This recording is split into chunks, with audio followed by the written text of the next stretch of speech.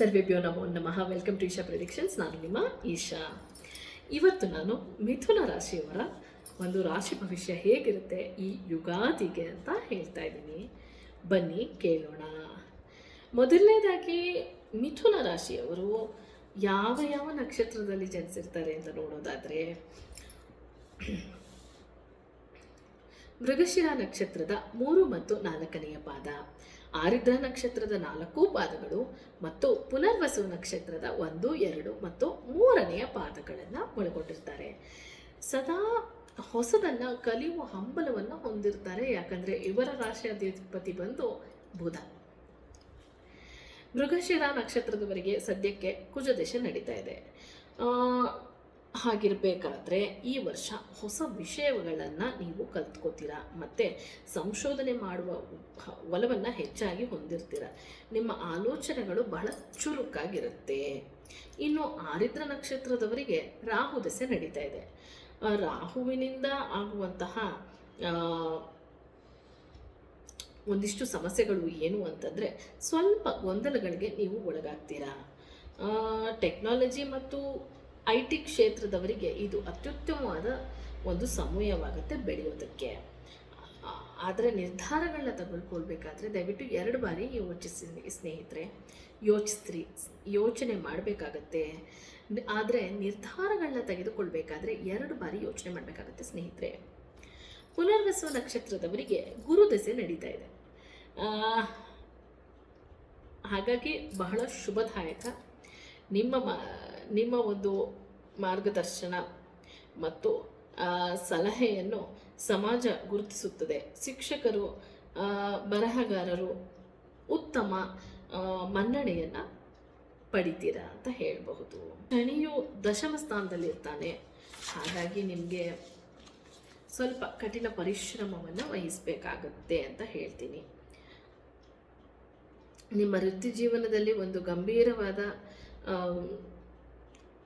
ಚಾಲೆಂಜನ್ನು ನೀವು ಫೇಸ್ ಮಾಡ್ತೀರ. ಜೊತೆಗೆ ಒಂದಿಷ್ಟು ಸಮಯ ನೀವು ಅದನ್ನು ಹೇಗೆ ಮುಂದುವರಿಸೋದು ಅನ್ನೋ ಸಹ ಯೋಚನೆ ಮಾಡುವಂತಹ ಕಾಲ ಈಗಾಗಿದೆ. ಆದರೆ ಧನಸ್ಥಾನದಲ್ಲಿ ನಿಮಗೆ ಗುರು ಇರುವುದರಿಂದ ಆದಷ್ಟು ಒಳ್ಳೆಯದನ್ನೇ ಮಾಡ್ತಾನೆ ಅವನು ಅಂತ ಹೇಳ್ತೀನಿ. ಆತ್ಮವಿಶ್ವಾಸ ಮತ್ತು ಆರ್ಥಿಕ ಬೆಂಬಲವನ್ನು ನಿಮಗೆ ಗುರುವೇ ತಂದು ಕೊಡ್ತಾನೆ. ಸೊ ಹಾಗಾಗಿ ಯೋಚನೆ ಮಾಡುವಂತಹ ಅವಶ್ಯಕತೆ ಇಲ್ಲ. ಆದಷ್ಟು ಶುಭ ಫಲಗಳೇ ಇವೆ. ವೃತ್ತಿ, ವ್ಯಾಪಾರ ಮತ್ತು ಆರ್ಥಿಕ ಸ್ಥಿತಿಯನ್ನು ನೋಡೋಣ. ವೃತ್ತಿ ಕ್ಷೇತ್ರದಲ್ಲಿ ನೀವು ಬಹಳಷ್ಟು ಮಹತ್ತರ ಬದಲಾವಣೆಗಳನ್ನು ನೀವು ನಿರೀಕ್ಷಿಸಬಹುದು. ದಶಮ ಶನಿಯ ಕಾರಣದಿಂದಾಗಿ ಕೆಲಸದ ಸ್ಥಾನಗಳಲ್ಲಿ ಜವಾಬ್ದಾರಿಗಳು ಮತ್ತು ಟಾರ್ಗೆಟ್ ರೀಚ್ ಆಗಬೇಕು ಅನ್ನೋ ಒಂದು ವಿಪರೀತ ಒತ್ತಡ ನಿಮಗೆ ಬಂದೇ ಬರುತ್ತೆ.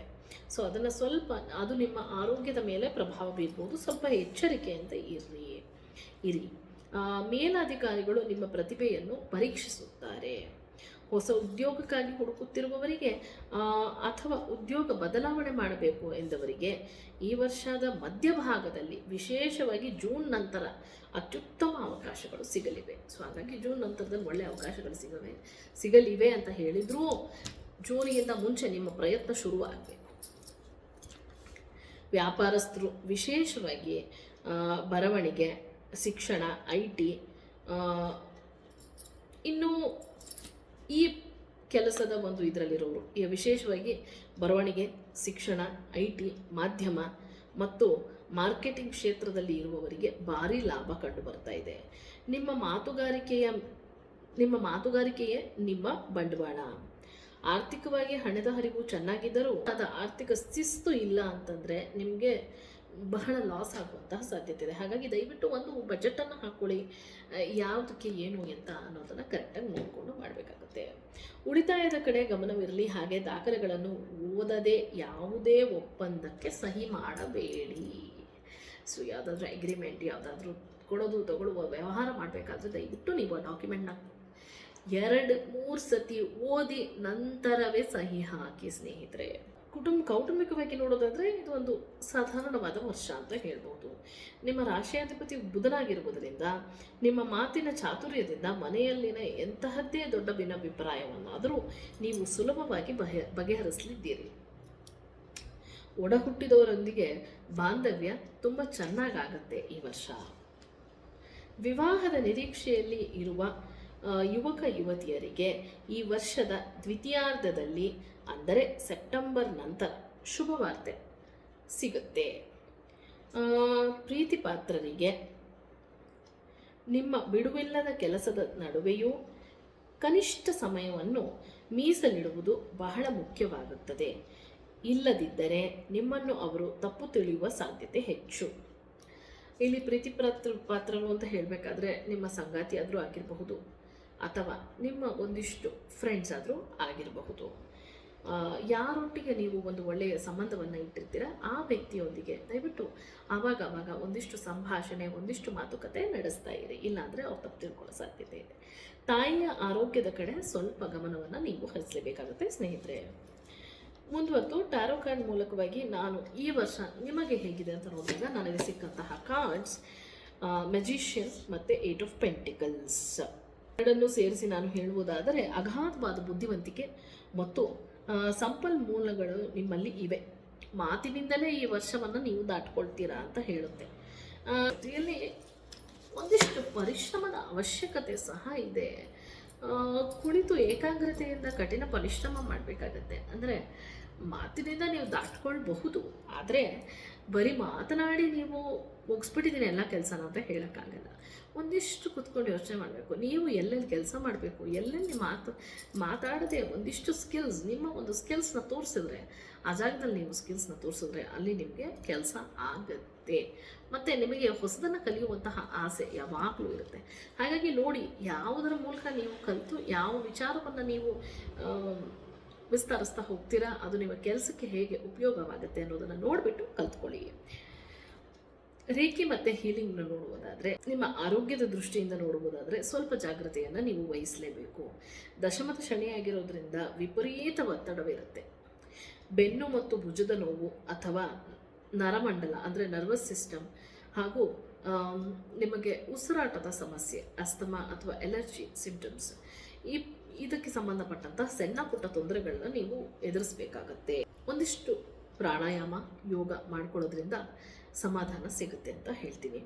ಜೊತೆಗೆ ಥ್ರೋಟ್ ಚಕ್ರ ಮತ್ತು ಆಜ್ಞಾ ಚಕ್ರ ಅಂದರೆ ವಿಶುದ್ಧ ಚಕ್ರ ಮತ್ತು ನಿಮ್ಮ ಥರ್ಡ್ ಐ ಚಕ್ರ, ಥ್ರೋಟ್ ಆ್ಯಂಡ್ ಥರ್ಡ್ ಐ, ಇವೆರಡನ್ನ ಆವಾಗವಾಗ ನೀವು ಹೀಲಿಂಗಿಂದ ಕ್ಲಿಯರ್ ಮಾಡಿಸ್ಕೊತಾ ಇದ್ರೆ ತುಂಬ ಒಳ್ಳೆಯದು ಅಂತ ಹೇಳ್ತೀನಿ. ಕ್ಲಿಯರ್ ಕ್ವಾರ್ಟ್ಸ್ ಇದನ್ನು ನೀವು ಧರಿಸ್ಬೋದು ನಿಮಗೆ ಇಷ್ಟ ಇದ್ದರೆ. ಮುಂದುವರೆದು ನಿಮಗೆ ಏನು ಸೊಲ್ಯೂಷನ್ ಅಂತ ಕೇಳೋದಾದರೆ, ಶ್ರೀ ವಿಷ್ಣು ಸಹಸ್ರನಾಮ ಪಠನೆಯಿಂದ ನಿಮಗೂ ಒಳ್ಳೆಯದು, ಇದನ್ನು ಮನೆಯಲ್ಲಿ ಹಾಕಿದ್ರೆ ಮನೆಯವ್ರಿಗೂ ಒಳ್ಳೆಯದು ಆಗುತ್ತೆ. ಮತ್ತು ವೃತ್ತಿ ಜೀವನದ ಅಡೆತಡೆಗಳನ್ನ ನೀವು ಈ ವಿಷ್ಣು ಸಹಸ್ರನಾಮ ಕೇಳೋದ್ರಿಂದ ಒಂದಿಷ್ಟು ಮುಂದಕ್ಕೆ ಹಾಕ್ಬೋದು ಅಥವಾ ತಳ್ಳಿನೇ ಹಾಕಬಹುದು. ಕೆಲವೊಂದು ಸರ್ತಿ ಪ್ರತಿ ಬುಧವಾರ ಹಸುವಿಗೆ ಹಸಿರು ಮೇವನ್ನು ನೀಡುವುದರಿಂದ ಒಂದಿಷ್ಟು ಒಳ್ಳೆಯದಾಗತ್ತೆ ಸ್ನೇಹಿತರೆ. ನೀವೇ ಹೋಗಿ ನೀಡುವುದಾದರೆ ತುಂಬ ಒಳ್ಳೆಯದು ಅಂತ ಹೇಳ್ತೀನಿ. ವಯಸ್ಸಾದವರಿಗೆ ಅಥವಾ ನಿಮ್ಮ ಕಚೇರಿಯಲ್ಲಿರುವ ಸಹಾಯಕರಿಗೆ ಗೌರವ ಕೊಡಿ ಮತ್ತು ಕೈಲಾದ ಸಹಾಯ ಮಾಡಿ.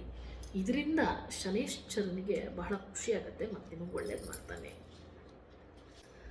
ಇದಿಷ್ಟು ಮಿಥುನ ರಾಶಿಯವರ ಒಂದು ಭವಿಷ್ಯವಾಗಿತ್ತು. ನಿಮಗೆ ನನ್ನಲ್ಲಿ ನಿಮ್ಮ ಒಂದು ಜಾತಕವನ್ನು ತೋರಿಸಿ ಅದಕ್ಕೆ ಬೇಕಾದಂತಹ ನಿಮ್ಮ ಫ್ಯೂಚರ್ ಏನನ್ನಾದ್ರು ತಿಳ್ಕೊಬೇಕು ಅಂತಿದ್ರೆ ನಾನು ಟ್ಯಾರೋನು ನೋಡಿ ಹೇಳ್ತೀನಿ, ಜಾತಕನೂ ನೋಡಿ ಹೇಳ್ತೀನಿ, ಜೊತೆಗೆ ನನ್ನ ಒಂದು ಕ್ಲಾರೋವೈನ್ಸನ್ನು ನಾನು ಹೇಳ್ತೀನಿ, ಜೊತೆಗೆ ಕವಡಶಾಸ್ತ್ರನೂ ಸಹ ನಾನು ಹೇಳ್ತೀನಿ. ನಿಮಗೆ ನನ್ನ ಹತ್ರ ನಿಮ್ಮ ಭವಿಷ್ಯವನ್ನು ತಿಳ್ಕೊಳ್ಳುವ ಆಸಕ್ತಿ ಇದ್ದರೆ ಕೆಳಗೆ ಡಿಸ್ಪ್ಲೇ ಆಗ್ತಾ ಇರುವಂತಹ ನಂಬರ್ಗೆ ನೀವು ಕರೆ ಮಾಡಿ ಅಪಾಯಿಂಟ್ಮೆಂಟ್ನ ತಗೊಂಡ್ರೆ ನಾನು ಆವಾಗ ನಿಮಗೆ ಯಾವಾಗ ಸಂದರ್ಶನ ಕೊಡ್ತೀನಿ ಅಂತ ನಾನು ಹೇಳ್ತೀನಿ. ಆ ಟೈಮಿಗೆ ನೀವು ಬಂದರೆ ನನ್ನ ಕನ್ಸಲ್ಟೇಷನ್ ನಿಮಗೆ ಸಿಗುತ್ತೆ ಸ್ನೇಹಿತರೆ. ಅಲ್ಲಿವರೆಗೂ ಧನ್ಯವಾದಗಳು.